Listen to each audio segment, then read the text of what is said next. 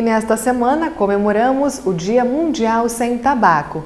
A data chama a atenção para a ameaça do cigarro à saúde de quem fuma e de quem convive com o fumante. Por isso, a jornalista Cláudia Tainá traz agora mais detalhes sobre o assunto. É isso mesmo, Paula. Só em relação às mortes por câncer, o tabagismo é responsável por 30% delas. No mundo, ele mata cerca de 6 milhões de pessoas por ano. Então, eu converso com o médico oncologista, Dr. Álvaro Machado. Doutor, o tabaco provoca inúmeros danos à saúde, né? Quais são os principais danos? As principais doenças, muito faladas, já muito reconhecidas, é o câncer de pulmão, o infarto do miocárdio, derrame cerebral, bronquite, enfisema, não é? Mas nós temos inúmeros outros cânceres que também são relacionados ao tabaco. São eles o câncer da boca, o câncer da garganta, do esôfago, do estômago, do pâncreas, da bexiga, do rim, não é? E é mais alguns outros ainda. Ele é o fator de risco também para o câncer de mama, não é? Câncer de intestino. Então, o tabaco, além de ele causar muitas doenças, ele é a principal causa de morte conhecida no mundo. Se estima, não é, que se perca aí no Brasil, em torno de alguns milhares de anos de vida útil por ano por causa do tabaco. Em média, mulheres que fumam vivem 4 anos e meio a menos do que as mulheres que não fumam. E homens, cerca de 5 anos menos. Então, isso tudo é muito sério, né? É um problema de saúde pública, deve ser abordado de uma forma muito enérgica. Sabemos também que o principal alvo, não é, da indústria do tabaco são os adolescentes, uma faixa etária bastante sensível à propaganda, permeável às ideias que as propagandas da indústria do tabaco levam em suas propagandas. Então, isso serão potenciais clientes por décadas, não é? Isso tudo deve ser combatido em várias frentes. Doutor, exatamente sobre essa questão, trouxe alguns dados também. 19% dos adolescentes entre 13 e 15 anos experimentaram cigarros em 2015. É uma questão cultural também, né? Que muitas vezes, em algumas gerações, o cigarro volta a ter destaque. Exato. Do ponto de vista geral, as políticas públicas no Brasil, elas têm avançado bastante contra o tabaco. Na população geral, cerca de 30% de redução de tabagistas na população nos últimos 10 anos, um pouco mais.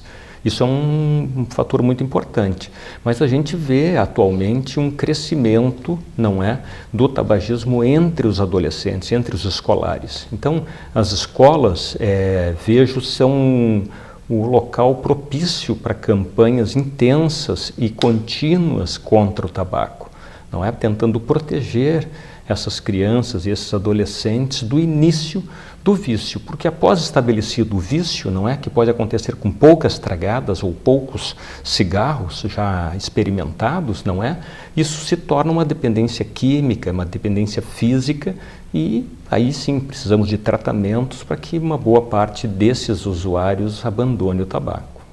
E além de causar danos às pessoas que fumam, a gente sabe que o cigarro também traz malefícios à saúde de pessoas que convivem com fumantes. Exato. Como isso acontece, doutor?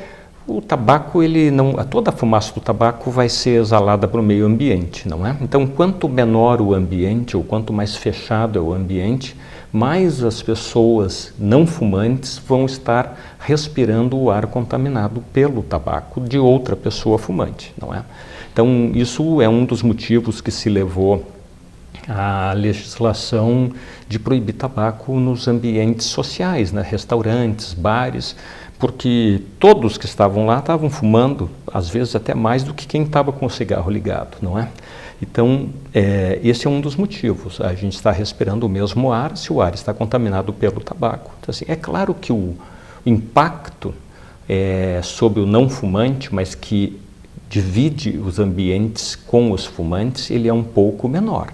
Mas esse não fumante exposto ao tabaco de outras pessoas vai estar significativamente maior risco de adquirir as doenças relacionadas ao tabaco do que aquele que não é fumante e não frequenta ambientes comuns a fumantes. No Rio Grande do Sul também os números são assustadores, doutor. A incidência de fumantes também, da indústria de cigarro é muito grande. Exato. Nós temos a principal produção de tabaco do Brasil, não é? Mais do que 30% do tabaco exportado pelo Brasil é produzido no Rio Grande do Sul. O Rio Grande do Sul tem os maiores índices, junto com outros estados, Rio de Janeiro e, quem sabe, Pernambuco, de tabagistas. Isso faz com que a gente também tenha os maiores índices de câncer de pulmão e também de outros cânceres relacionados ao tabaco. O Rio Grande do Sul tem dos maiores índices de tabagismo entre as mulheres. E nós temos os maiores índices de câncer de pulmão entre as mulheres no Brasil, não é?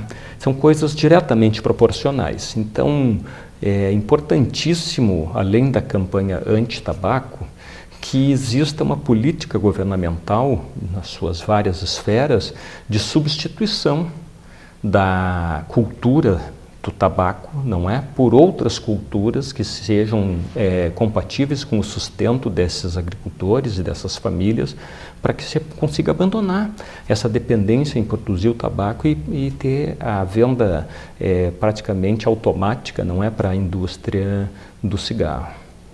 Então, doutor, já para irmos finalizando também a nossa conversa, agora essa semana comemoramos, lutamos no dia 31 de maio, Dia Mundial Sem Tabaco. São inúmeras campanhas no mundo todo, então, para coibir, diminuir essa prática. Exato. O mundo caminha de uma forma mais ou menos unificada em restringir o tabaco, não é?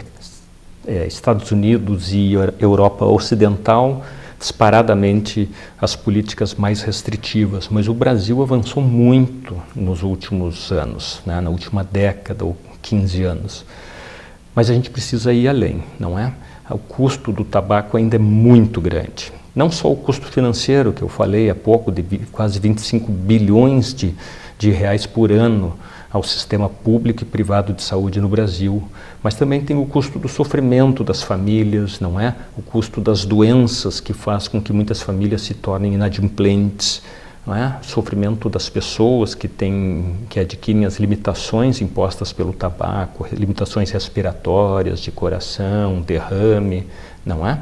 Então, são muitos custos econômico, social, familiar, implicados com o tabaco. E isso a gente tem condições de reverter. É questão de uma de decisões políticas, não é, maduras, intensas, campanhas, porque a briga não é fácil, não é? Porque a indústria do tabaco é bastante poderosa. Doutor, muito obrigada, então, pelas informações, pela tua participação na TV Câmara. Eu agradeço, Débora, o convite, espero que tenha colaborado e sempre à disposição de vocês. E nós voltamos, então, com Paula Petrini. E estas foram as informações do Jornal da Câmara de hoje. Nós retornamos amanhã.